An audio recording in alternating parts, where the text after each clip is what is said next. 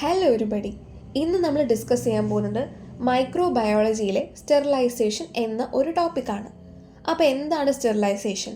Sterilisation is a process in which an article, surface, medium is free from living microorganism either in their spore state or vegetative state.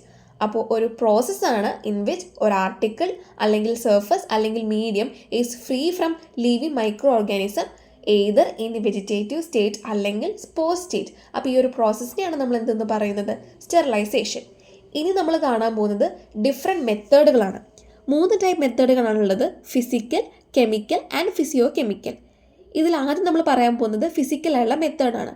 Physical മെത്തേഡിൽ വരുന്നതാണ് sunlight, heat, vibration, radiation and filtration. ഇതിൽ ഹീറ്റിൽ 2 type ഹീറ്റാണുള്ളത്. ഒരു dry ഹീറ്റും ഒരു moist ഹീറ്റും. Dry ഹീറ്റിൽ വരുന്നതാണ് red heat, flaming, incineration, hot air oven and infrared. ഇനി moist ഹീറ്റിൽ വരുന്നതാണ് below 100 degree Celsius, at 100 degree Celsius and above 100 degree Celsius. ഇനി നമ്മൾ ഓരോന്നിനെ കുറിച്ച് ഡീറ്റെയിൽ ആയിട്ട് പഠിക്കും.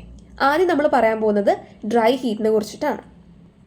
സോ നമ്മൾ ഡ്രൈ ഹീറ്റ് ചെയ്യുന്നത് മെയിൻലി ഹീറ്റ് സ്റ്റേബിൾ ആയിട്ടുള്ള ആർട്ടിക്കിളിലാണ്, like oil, wax, glassware and powder. അപ്പോൾ ഇത്തരത്തിലുള്ള ഹീറ്റ് സ്റ്റേബിൾ ആയിട്ടുള്ള ആർട്ടിക്കിളിലാണ് നമ്മൾ മെയിൻലി ഡ്രൈ ഹീറ്റ് ചെയ്യണത്. പിന്നെ നമ്മൾ ഹീറ്റ് സെൻസിറ്റീവ് ആയിട്ടുള്ള ലൈക്ക് റബ്ബർ, പ്ലാസ്റ്റിക്, അതിലൊന്നും നമുക്ക് ഈ പറഞ്ഞ ഡ്രൈ ഹീറ്റ് ചെയ്യാൻ പറ്റില്ല. സോ ഡ്രൈ ഹീറ്റിൽ പെടുന്നതാണ് red hot, flaming, incineration and hot air oven. അപ്പോൾ നമുക്ക് ഓരോന്നിനെ കുറിച്ചിട്ടും ഡീറ്റെയിൽ ആയിട്ട് പഠിക്കാം. സോ റെഡ് ഹോട്ടാണ് ആദ്യം പഠിക്കാൻ പോകുന്നത്. റെഡ് ഹോട്ട് എന്ന് പറയുമ്പോൾ നമുക്ക് സ്റ്റെറിലൈസ് ചെയ്യാനുള്ള ആർട്ടിക്കിൾ, എക്സാമ്പിൾ നമുക്ക് ഇനോക്കുലേഷൻ ലൂപ്പ്, ടിപ്പ് ഓഫ് ഫോസെറ്റ്, നീഡിൽ ടിപ്പ്, ഇതിനൊക്കെ നമ്മൾ ബേർണറിലെ ഫ്ലെയിമിലൂടെ ജസ്റ്റ് നമ്മളൊന്ന് പാസ് ചെയ്യിപ്പിക്കുകയാണ്. എന്താവാൻ വേണ്ടിയിട്ട്? റെഡ് ഹോട്ട് ആവാൻ വേണ്ടിയിട്ട്.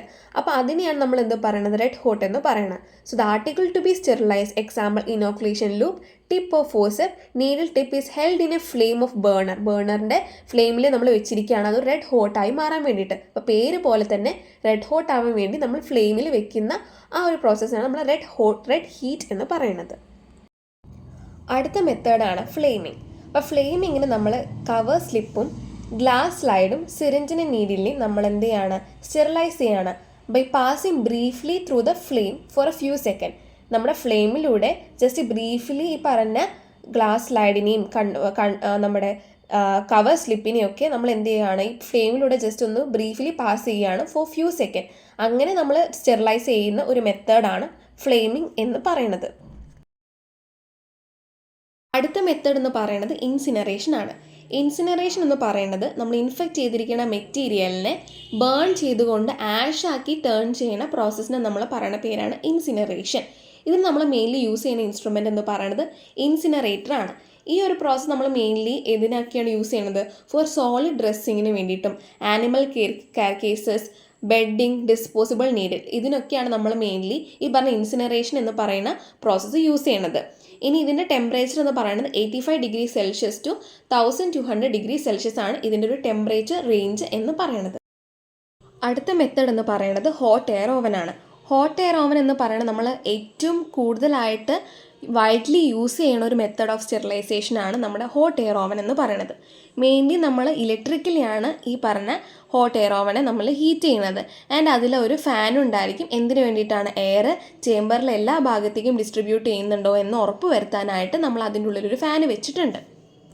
അതുപോലെ ഒരു തെർമോസ്റ്റാറ്റും അതിൽ ഫിറ്റ് ചെയ്തിട്ടുണ്ടാവും. എന്തിനാണ്? നമ്മൾ ടെമ്പറേച്ചർ റെഗുലേറ്റ് ചെയ്യാൻ വേണ്ടിയിട്ട് അതിലൊരു തെർമോസ്റ്റാറ്റും ഉണ്ടായിരിക്കും. ഇനി അതിൻ്റെ ടെമ്പറേച്ചർ ആൻഡ് ടൈമാണ് mainly 160 degree Celsius to 2 hours ആണ് അതിൻ്റെ ഹോൾഡിംഗ് ടൈം. പിന്നെ അതിൻ്റെ ടെമ്പറേച്ചർ 170 ഡിഗ്രി സെൽഷ്യസ് 1 ഹവറിനും 180 ഡിഗ്രി സെൽഷ്യസ് 30 മിനിറ്റ്സിന് വേണ്ടിയിട്ടാണ് അതിൻ്റെ ടൈം ആൻഡ് ടെമ്പറേച്ചർ എന്ന് പറയുന്നത്. ഇനി നമ്മൾ ഈ പറഞ്ഞ ഹോട്ട് എയർ ഓവൻ്റെ യൂസസ് പറയാം. ഇനി ഇതിൻ്റെ യൂസസ് എന്ന് പറയുന്നത് for glassware, petri dish, flask, pipette, test tube and other surgical instruments ആയിട്ടുള്ള ഫോസെപ്സ്, സിസേഴ്സ് ആൻഡ് സ്കാൽപ്പൽസ്. അപ്പോൾ ഇവർക്ക് വേണ്ടിയിട്ട് ഇതാണ് അതിൻ്റെ മെയിൻലി നമ്മൾ യൂസ് ചെയ്യണത് ഇവർക്ക് ഈ പറഞ്ഞ സാധനങ്ങൾക്ക് വേണ്ടിയിട്ടാണ്. ഇനി നമ്മൾ അവരുടെ പ്രിക്വേഷൻസ് ആണ് പറയാൻ പോകുന്നത്. എന്തൊക്കെയാണ് നമ്മൾ ശ്രദ്ധിക്കേണ്ടത് എന്ന് വെച്ചാൽ ആദ്യം നമ്മൾ പറയേണ്ടത് ഓവർലോഡഡ് അല്ല എന്ന് നമ്മൾ ഉറപ്പ് വരുത്തണം. അതുപോലെ തന്നെ ഫ്രീ എയർ സർക്കുലേഷൻ ഉണ്ടെന്ന് നമ്മൾ നോക്കണം. പെർഫെക്റ്റ്ലി ഡ്രൈ ആണെന്ന് നമ്മൾ നോക്കണം. പിന്നെ നമ്മൾ പറഞ്ഞ ഈ ട്യൂബുകളും ഫ്ലാസ്കുകളും വെക്കുകയാണെങ്കിൽ അത് കോട്ടൺ പ്ലഗിൽ ഫിറ്റ് ചെയ്തിട്ടാണ് നമ്മൾ വെക്കേണ്ടത്. പെട്രി ഡിഷും പിപ്പറ്റുകളും നമ്മൾ ഒരു പേപ്പറിൽ റാപ്പ് ചെയ്തിട്ട് വേണം വെക്കാൻ. അതുപോലെ റബ്ബർ മെറ്റീരിയൽ നമുക്ക് ഒരിക്കലും ഉപയോഗിക്കാൻ പറ്റില്ല. പിന്നെ നമ്മൾ 2 മണിക്കൂർ കൂൾ ചെയ്തതിന് ശേഷം മാത്രമേ ഈ പറഞ്ഞ ഹോട്ട് എയർ ഓവൻ തുറക്കാൻ പാടുള്ളൂ. ഇതാണ് നമ്മൾ പറഞ്ഞ പ്രിക്വേഷൻസ് എന്ന് പറയുന്നത്. ഇനി നമ്മൾ സ്റ്റെറിലൈസേഷൻ കൺട്രോളാണ് പറയാൻ പോകുന്നത്. അതിൽ 3 മെത്തേഡുകളാണ്. ഒന്ന് ബയോളജിക്കൽ മെത്തേഡ്, ഫിസിക്കൽ മെത്തേഡും കെമിക്കൽ മെത്തേഡുമാണ് ഉള്ളത്.